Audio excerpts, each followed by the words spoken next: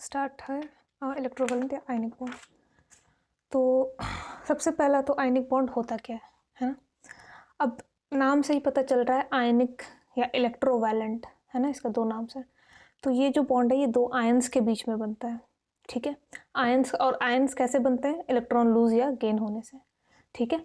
तो यानी एक इलेक्ट्रोपॉजिटिव एलिमेंट, ठीक है, यानी इलेक्ट्रोपॉजिटिव मतलब पूछेंगे तो यानी एक एलिमेंट जो इलेक्ट्रॉन लूज करना चाहे और दूसरा एलिमेंट ऐसा होगा जो इलेक्ट्रॉन गेन करना चाह रहा होगा, वो आपस में बॉन्ड बनाते हैं और वो बॉन्ड को आप आयनिक बॉन्ड बोलते हो, ठीक है। ये जो बॉन्ड होता है बहुत स्ट्रांग होता है क्योंकि ये चार्ज के कारण होता है। एक पॉजिटिव चार्ज है, एक नेगेटिव चार्ज है। और आप जानते हो कि चार्ज स्पीशीज़ के बीच में इलेक्ट्रोस्टैटिक फोर्स ऑफ अट्रैक्शन आता है जो स्ट्रॉन्ग फोर्स है ना। न्यूक्लियर फोर्स के बाद the strongest force is electrostatic force of attraction, ठीक है। अगर हम फोर्सेस को वो करते हैं तो सबसे स्ट्रॉन्ग फोर्स होता है न्यूक्लियर फोर्स, जो न्यूक्लियस के अंदर होता है, प्रोटॉन्स के बीच में, न्यूट्रॉन्स के बीच में, तो वो सबसे स्ट्रॉन्ग फोर्स होता है। उसके बाद आता है इलेक्ट्रोस्टैटिक फोर्स ऑफ अट्रैक्शन, और सबसे उसके बाद आता है मैग्नेटिक फोर्स, और सबसे वीक फोर्स होता है ग्रेविटेशनल फोर्स, ठीक है। तो ये कुछ फोर्सेज हैं जो मैं बस ये बता रही थी आपको जनरल इन्फॉर्मेशन के लिए। तो इन एनीवेज आयनिक बॉन्ड क्या होता है? Ionic bond is a bond which is form between a metal and a non metal, आप ऐसा बोल सकते हो, ठीक है। तो जो जनरल हम टर्म्स में बोलते हैं, मेटल क्या क्या होते हैं? जो इलेक्ट्रॉन लूज़ करते हैं। ऑलरेडी मैं मेटल नॉन मेटल पढ़ा चुकी हूँ। तो एक ऐसा एलिमेंट होगा, यानी एक मेटल होगा जो इलेक्ट्रॉन लूज़ करेगा। जो इलेक्ट्रॉन मेटल लूज़ करता है उसी इलेक्ट्रॉन को लेके जो नॉन मेटल है वो उसको गेन कर लेता है, करेक्ट। तो ये क्या बन गए? आयंस बन गए, समझ रहे हो आप। जैसे मान लो सोडियम है, सोडियम एक मेटल है, उसका कन्फिग्रेशन होता है, एटॉमिक नंबर है 11, तो कन्फिग्रेशन होगा 281। वो स्टेबिलिटी गेन करने के लिए उसकी टेंडेंसी होगी कि वो एक इलेक्ट्रॉन जो उसके वैलेंस शेल में है उसको लूज़ कर दे। तो वो एक इलेक्ट्रॉन अपना लूज़ करेगा, हटा दिया उसने। जो इलेक्ट्रॉन लूज़ किया, अच्छा, इलेक्ट्रॉन लूज़ करने के बाद वो खुद क्या बन गया? एक कटायन।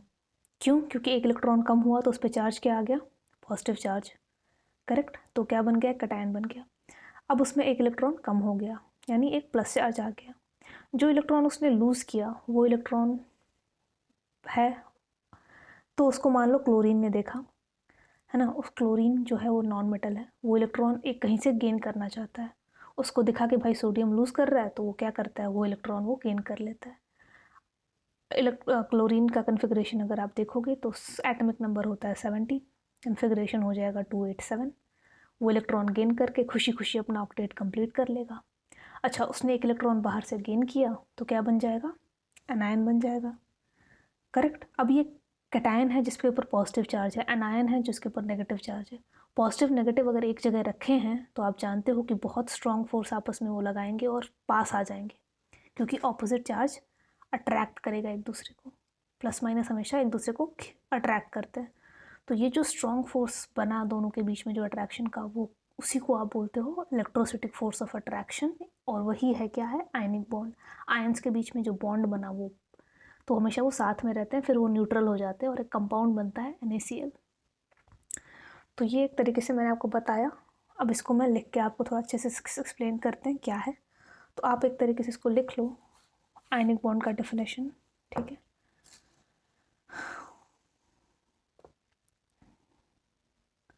इट इज बॉन्ड या केमिकल बॉन्ड formed between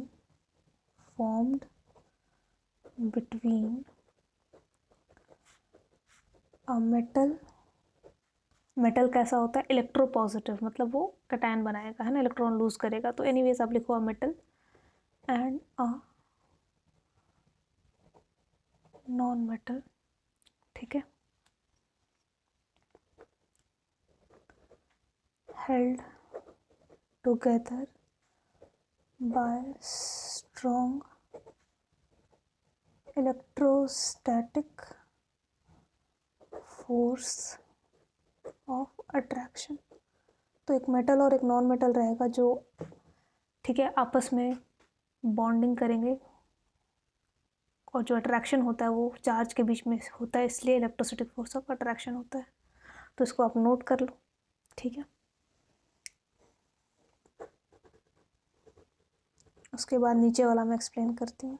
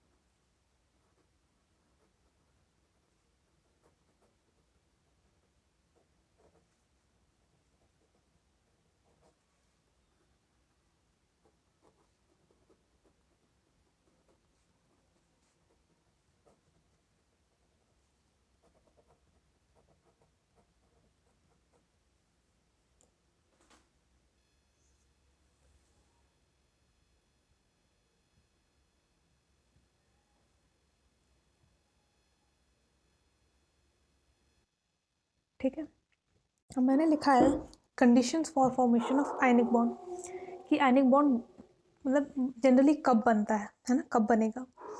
तो मैंने लिखा है कि दो ऐसे एलिमेंट हों जिनका लो, एक का तो आयनाइजेशन पोटेंशियल, आईपी मतलब आयनाइजेशन पोटेंशियल, ठीक है, ये आप ऑलरेडी पढ़ चुके हो पीरियोडिक टेबल में। तो लो आईपी होता है, तो मैंने यहाँ लिखा है कि one of the element, generally वो मेटल ही होता है, ठीक है। तो आप बोल सकते हो कि मेटल एक होता है जिसकी आयनाइजेशन पोटेंशियल लो होती है। आप जितने भी मेटल्स लेते हो उनका जो आयनाइजेशन पोटेंशियल होता है वो लो होता है। अब कोई पूछेगा कि आईपी क्या है, तो ये पीरियोडिक टेबल में पढ़ाया था। आईपी ऐसे सुन लो क्या होता है। आयनाइजेशन पोटेंशियल क्या है? The energy required to remove, बोलिए, द, नहीं याद है किसी को? चलो, it is the energy required to remove an electron, या generally valence electron, from an atom in its isolated gaseous state, ठीक है। ये लिखवाया था पीरियोडिक टेबल में, ठीक है। तो ओवरऑल कहने का मतलब है कि आयनाइजेशन पोटेंशियल होता है कि कितनी एनर्जी देंगे तो बाहर वाला इलेक्ट्रॉन, वैलेंस इलेक्ट्रॉन, जनरली निकल जाएगा किसी एटम से। तो अगर किसी कोई एलिमेंट है उसका आयनाइजेशन पोटेंशियल लो है, मतलब वो इलेक्ट्रॉन ईजिली लूज़ करता है, उसको एनर्जी बहुत कम लगेगी, वो आराम से लूज़ कर देगा, ऐसे ही लूज़ कर देगा अपना इलेक्ट्रॉन, उसको बोला जाता है लो आईपी होना। अगर किसी का आईपी हाई है, जैसे नॉन मेटल का आयनाइजेशन पोटेंशियल बहुत हाई होता है, वो जनरली इलेक्ट्रॉन अपना लूज़ नहीं करते हैं, ठीक है। बहुत ज़्यादा एनर्जी दोगे तब वो अपना इलेक्ट्रॉन लूज़ करेंगे, ठीक है। पुरानी चीज़ें भूलिए मत, रिवाइज करते रहिए, ठीक है। तो वही लिखा है कि एक ऐसा एलिमेंट हो जिसका आयनाइजेशन पोटेंशियल लो हो, ठीक है। तो वो क्या करेगा, वन ऑफ द एलिमेंट, वही लिखा है मैंने, देखो, one of the element has low IP, यानी आयनाइजेशन पोटेंशियल कम होता है, इसलिए वो आसानी से इलेक्ट्रॉन लूज़ करके कटायन बना देते हैं।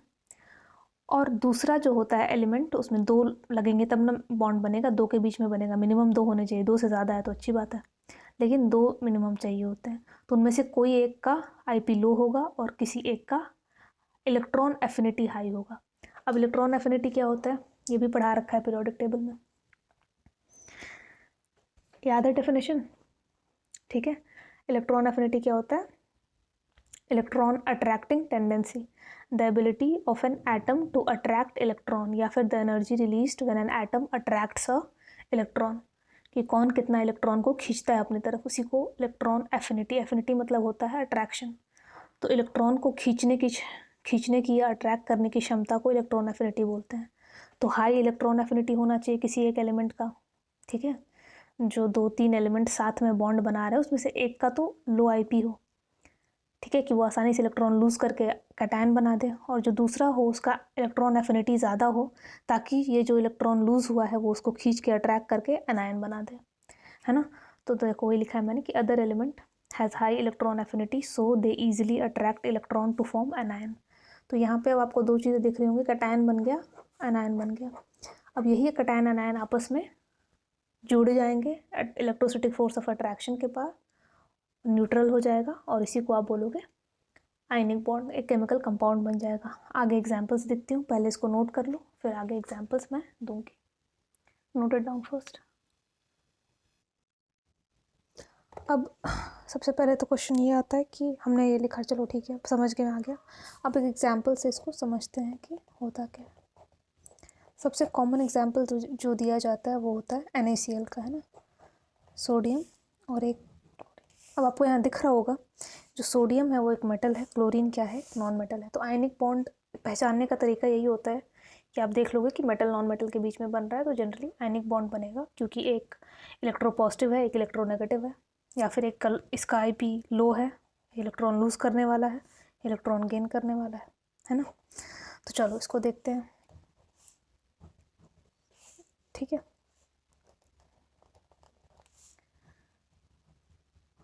ठीक है, करेक्ट।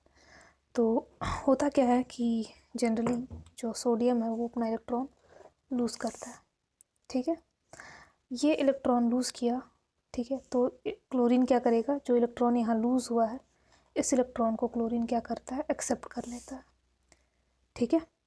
और आपका यहाँ बन गया, सपोज करो ये Na+ और ये हो जाता है Cl-। अब क्योंकि ये पॉजिटिव है या नेगेटिव है तो इनके बीच में एक स्ट्रॉन्ग फोर्स ऑफ अट्रैक्शन आता है, इसको हम बोलते हैं इलेक्ट्रोस्टैटिक फोर्स ऑफ अट्रैक्शन।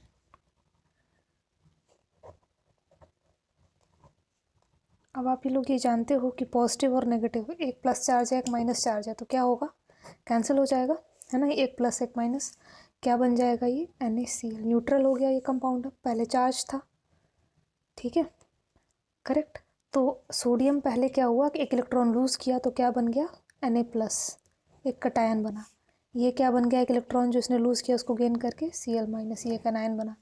इस कटायन और इस अनायन के बीच में क्या हुआ, देखो यहाँ पे फोर्स ऑफ अट्रैक्शन, एक सेकेंड थोड़ा, है ना, फोर्स ऑफ अट्रैक्शन। और इसके बाद ये क्योंकि एक प्लस है माइनस है तो कैंसिल हो जाएगा, यहाँ पे एक न्यूट्रल, ये क्या बन गया, न्यूट्रल कंपाउंड। तो ये NaCl क्या है, केमिकल कंपाउंड, कंपाउंड है ना ये, है ना, मॉलिक्यूल है। तो यहाँ पे आपको ये बॉन्ड बनने से क्या मिला, एक नया कंपाउंड मिल गया, नमक है NaCl है, ठीक है, एक न्यूट्रल है क्योंकि चार्ज जो है वो कैंसिल आउट हो जाता है और आपको आपका कंपाउंड मिल जाता है, ठीक है। तो इस तरीके से बॉन्ड होता है। इसको हम दिखाते कैसे हैं, इस तरीके से आप नहीं दिखाओगे, बस मैंने लिखा है। इसको रिप्रेजेंट करने का तरीका होता है लुईस डॉट स्ट्रक्चर बोला जाता है, ठीक है। कैसे, इसमें आप जनरली हम क्या करेंगे, जब आपको बोलेगा कि दिखा, एग्जाम्पल पूछता है देने के लिए, तो आप कैसे दोगे, आप ये लिखोगे कि आप सोडियम Na, ठीक है, कॉन्फ़िगरेशन लिख देना 281, क्या करेगा ये, इसमें से एक इलेक्ट्रॉन लूज़ होगा, -1 इलेक्ट्रॉन, तो क्या बनता है Na+, इसका अब कॉन्फ़िगरेशन 28 हो गया क्योंकि माइनस साइन, आपने एक इलेक्ट्रॉन लूज़ किया है, ठीक है। ये बस समझने के लिए होता है, करेक्ट, ठीक है, आपने ऐसे लिखा, ठीक है, ओके। अच्छा, अब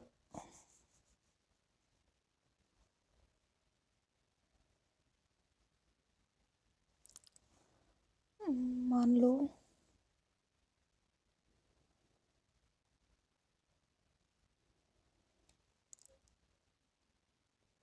अगर इसको मैं दिखाना चाहूँ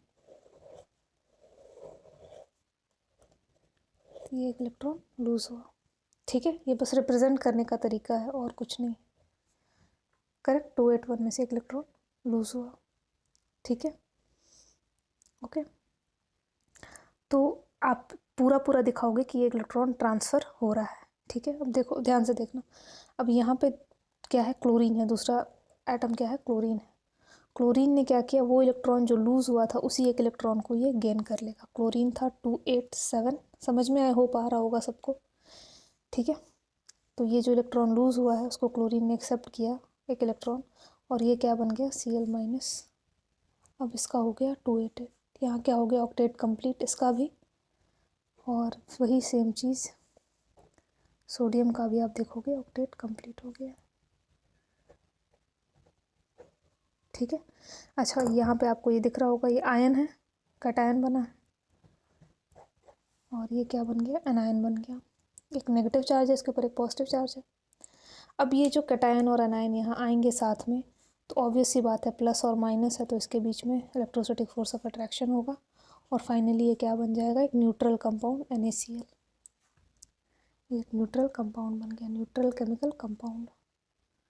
तो यही होता है जब भी बॉन्डिंग होती है, यानी आयनिक बॉन्ड होता है, तो यही स्टेप्स फॉलो करते हैं। तो एक क्वेश्चन यहाँ से बार बार पूछा जाता है कि आयनिक बॉन्ड में इंटरमीडिएट क्या होता है। इंटरमीडिएट मतलब बीच में क्या बनता है।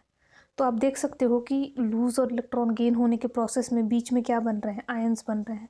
ये आयंस आपस में इलेक्ट्रोस्टैटिक फोर्स ऑफ अट्रैक्शन से अट्रैक्टेड है और फिर कंपाउंड बन रहा है।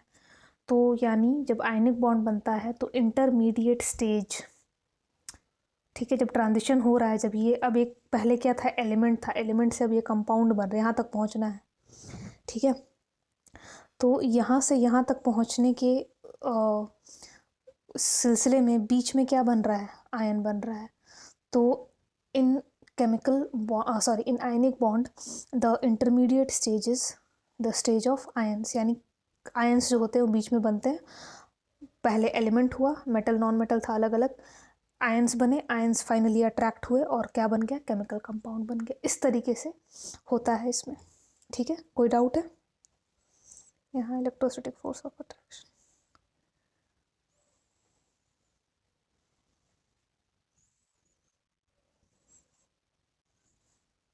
ठीक है। तो इसको चलिए नोट करिए।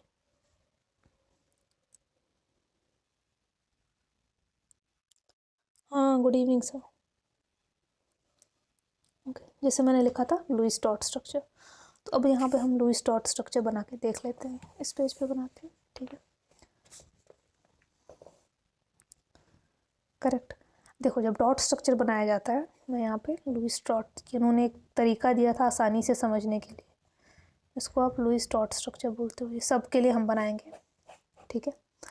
तो इसमें हम क्या करते हैं, लुईस डॉट स्ट्रक्चर में एक रूल होता है कि आप जो भी आप एलिमेंट्स ले रहे हो उसके सिर्फ वैलेंस इलेक्ट्रॉन्स को लिखते हैं।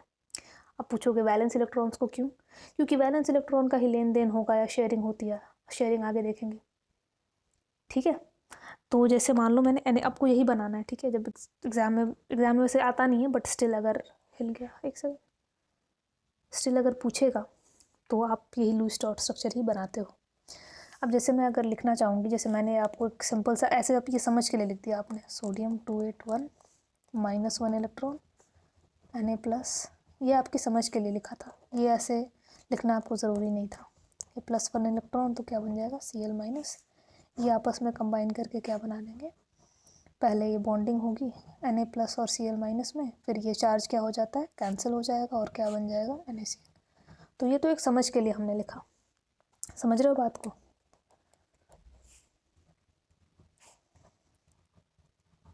ये जितना मैंने लिखा सब कुछ दिख रहा है, क्लियर क्लियर।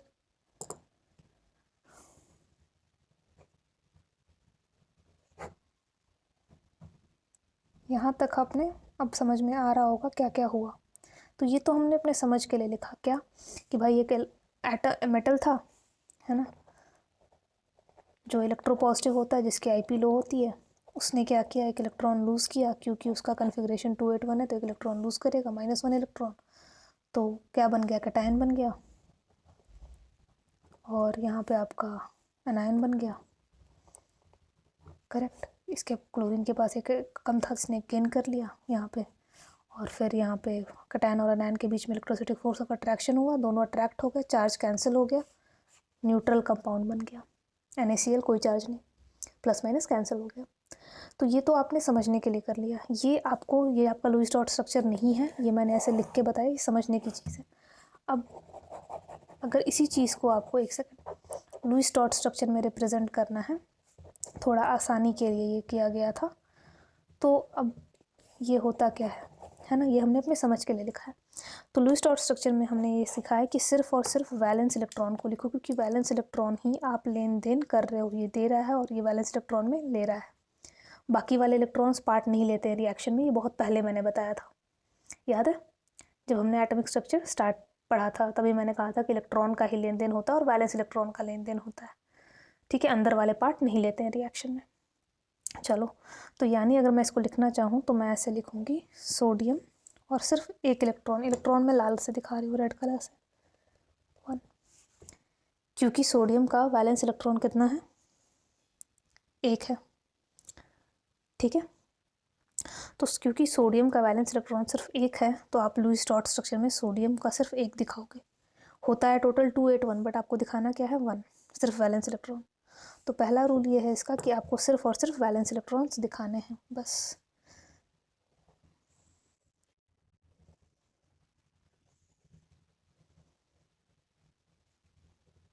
यही इसका एक रूल है, बस, दैट्स ऑल। अब मैं यहाँ पे क्लोरीन बना देती हूँ। क्लोरीन था, क्लोरीन के पास बताओ वैलेंस इलेक्ट्रॉन कितने हैं, 7, ठीक है। तो 1 2 3 4 5 6 7, ठीक है।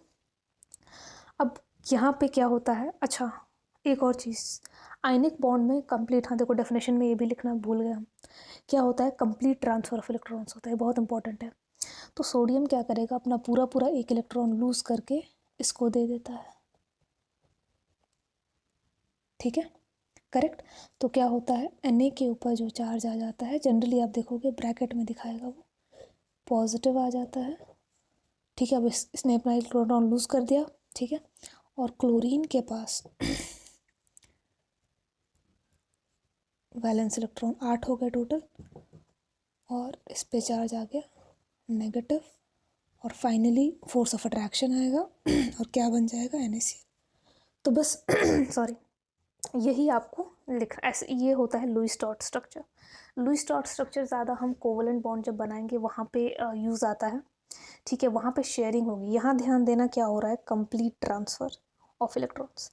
तो एक काम और करो, ठीक है, यहाँ जहाँ हमने डेफिनेशन लिखा था ना, ठीक है, केमिकल बॉन्डिंग, हमने यहाँ लिखा था कि केमिकल बॉन्ड इज़ अ, ये तो केमिकल बॉन्ड का डेफिनेशन था, पहला हम पढ़ रहे हैं आयनिक बॉन्ड है ना, तो वहाँ आयनिक बॉन्ड का डेफिनेशन कहाँ लिखा था,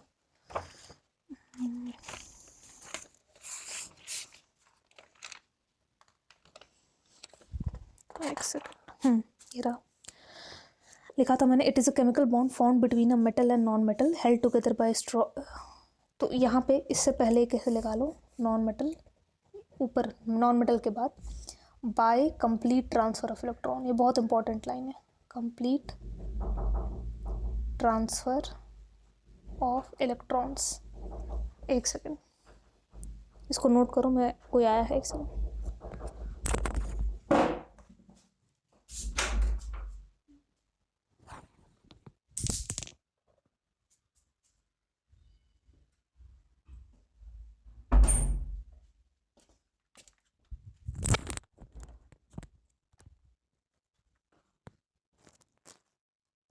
ठीक है, तो हाँ, तो यहाँ पे ये लाइन बहुत इंपॉर्टेंट है, जब हम कोवलेंट बॉन्ड पढ़ेंगे तो वहाँ मैं लिखूँगी कि ये कैसे बनता है, बाय शेयरिंग। तो ये बहुत लिखना ज़रूरी है कि बॉन्ड बन कैसे रहा है। तो वहाँ पे एक प्लीज़ इंपॉर्टेंट लाइन ऐड कर लो कि chemical ionic bond is a chemical bond formed between a metal and a non metal by complete transfer of electron held together by electrostatic force of attraction, कि आपस में जुड़े होते electrostatic force of attraction से, ठीक है। जब complete transfer of electrons होता है तो कटायन और अनायन बनेगा जो आपस में इलेक्ट्रोस्टैटिक फोर्स ऑफ अट्रैक्शन से जुड़े रहते हैं। तो एनीवेज आप ऐसे लिख दो कि it is a chemical bond form between a metal and a non metal by complete transfer of electron. इतना भी लिखोगे तो चलेगा, लेकिन ये लिखना बहुत बहुत ज़रूरी है, by complete transfer of electron, कि पूरा पूरा इलेक्ट्रॉन का लेन देन होता है। यहाँ पे कोवलेंट में होगा शेयरिंग, और मैं जैसे एक बार मैंने बताया था कि कोऑर्डिनेट क्या होता है, कोऑर्डिनेट बॉन्ड होता है दान देना। तो मैं डिफरेंस आपको समझाऊंगी आगे चल के।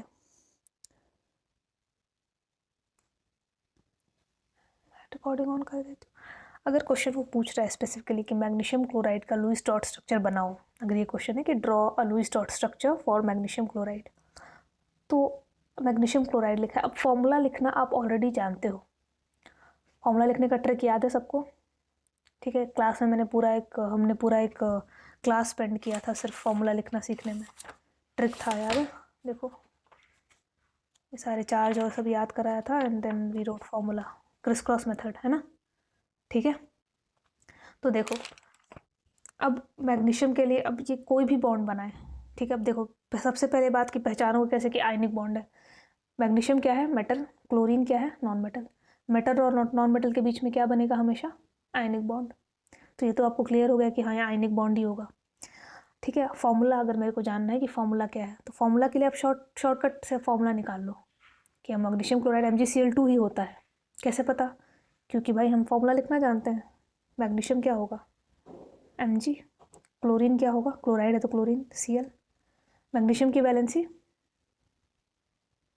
2, क्लोरीन की 1, इसका इसके पास, इसका इसके पास, सीखा था ये MgCl2।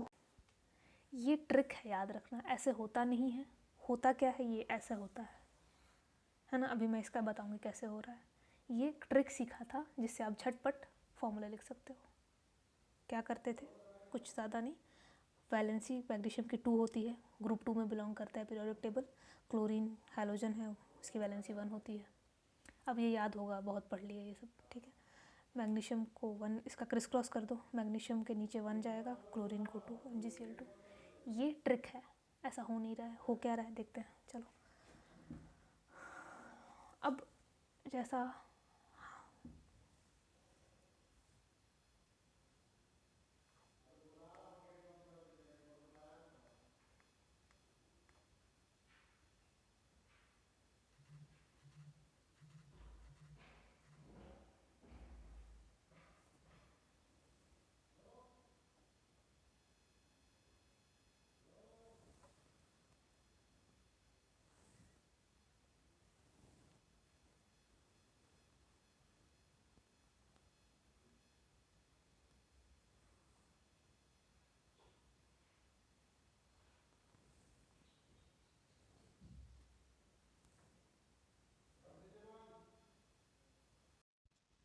तो मैग्नीशियम एटॉमिक नंबर 12 आपने लिखा 282, ओके।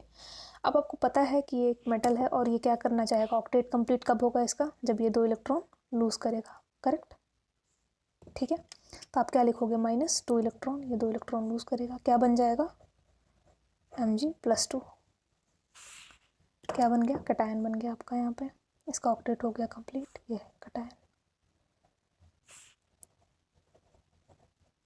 यहाँ तक तो कुछ समझ में आ गया होगा, ठीक है। दूसरा प्रेजेंट है क्लोरीन। क्लोरीन होता है 287। ये क्या करेगा? सिर्फ 1 इलेक्ट्रॉन गेन करेगा,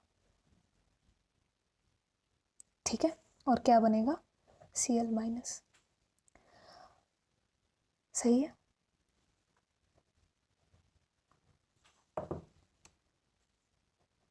एनायन बन गया। आपने कहा हाँ ये तो ठीक है, लेकिन अब यहाँ ध्यान से देखो, इसके पास 2 इलेक्ट्रॉन, इसने लूज़ कितने किए? 2 इलेक्ट्रॉन। एक तो इसने गेन कर लिया, 1 इलेक्ट्रॉन इसके पास अभी है। ये अगर 2 लूज़ करेगा तो कोई 2 गेन करने वाला चाहिए ना इसको, करेक्ट, ठीक है।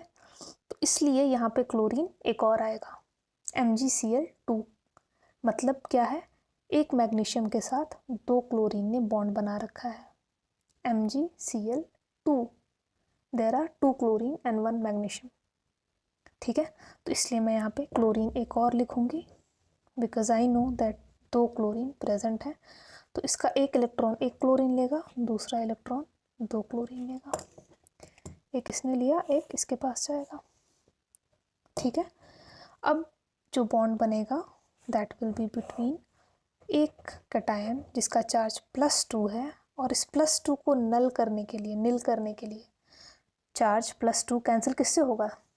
-2 से। तो -2 तो क्लोरीन है नहीं, लेकिन 2 क्लोरीन अगर आएंगे तो माइनस और माइनस, -1 कितना हो गया? -2।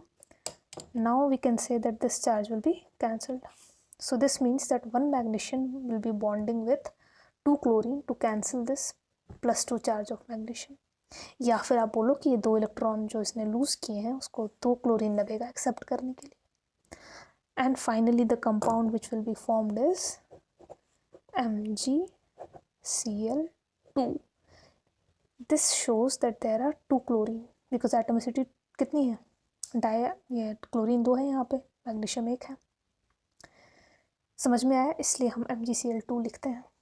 इसलिए नहीं कि वैलेंसी, देखो शॉर्टकट तो मैंने ये बताया था ना कि इसका आप वैलेंसी इस पर लिख देना, इस पर लिख देना, ऐसा होता नहीं है। ये ट्रिक था एक, सिर्फ जल्दी से फॉर्मूला लिखने का। होता इसलिए है क्योंकि मैग्नीशियम का जो 2 इलेक्ट्रॉन लूज होता है उसको एक्सेप्ट करने के लिए 2 क्लोरीन चाहिए, क्योंकि एक क्लोरीन सिर्फ 1 इलेक्ट्रॉन एक्सेप्ट कर सकता है।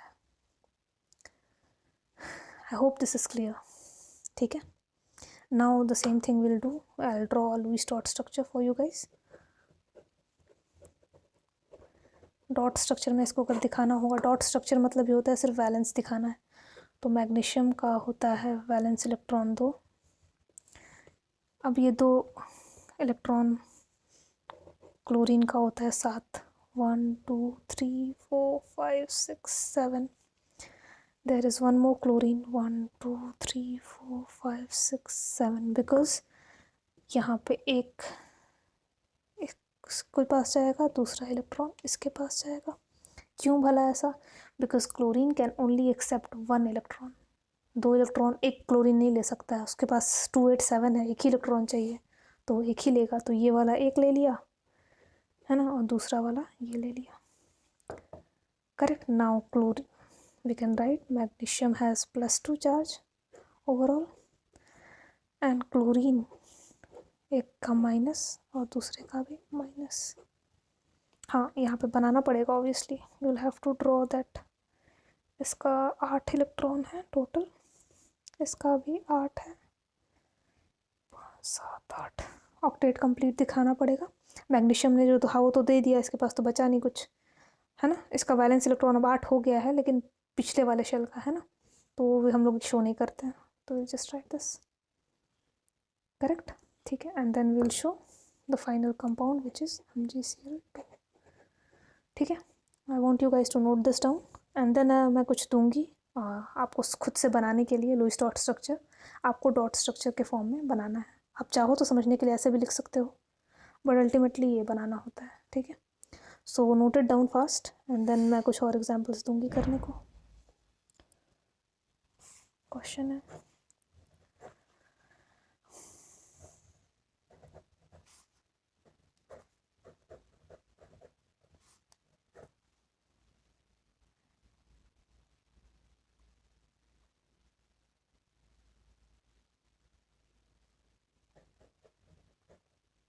अच्छा मैं ऐसा करती हूँ, I should give the name so that आप फॉर्मूला लिखो, है ना।